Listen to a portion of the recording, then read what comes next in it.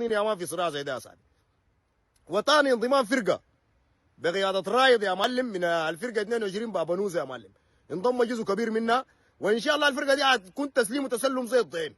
ما اظن ان شاء الله ما حتكون فيها معركه، لانه الناس كلها هناك ناس واعيه وناس فاهمه الدرس وناس عارفه القضيه شنو ذاته، لانه القضيه قضيتها. فمبروك الانضمام. والانضمامات بتاعت الجيش يا جماعه اللي بتحصل دي، يعني احنا ما اخواننا وجينا، لكن قال لك دائما في اخر المراح بتجي الفترانه. كان من زمان المفروض انتوا تقوموا بدور زي ده، لكن ان تاتي متاخرا خير من ان لا تاتي.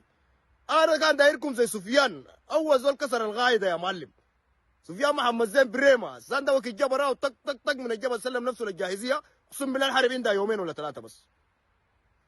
الزمن ده كله بيرجف، اي زول بيرقص، فهمت كيف؟ خايف يا معلم، يقول مش دامس، خايف يجيب ست الدام السريساي.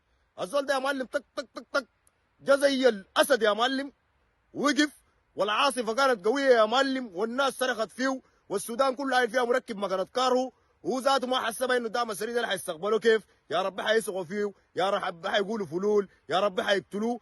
الزول اتخذ موقف وما فكر وما تردد ومشى طوالي في الموضوع، فهمت؟ فالان شوف سفيان الان كيف بيحظى من تقدير وحب من الشعب السوداني، وحب من الاشاوس، وحب من اي زول ذاته. الشافع الصغير السوداني ولدوه الليله لو سالته قدر يتكلم، بس بقول ماما صايب، بقول لك النظيف سفيان محمد زين بريما المتمرد على غاره وساسه الجيش الفاسدين.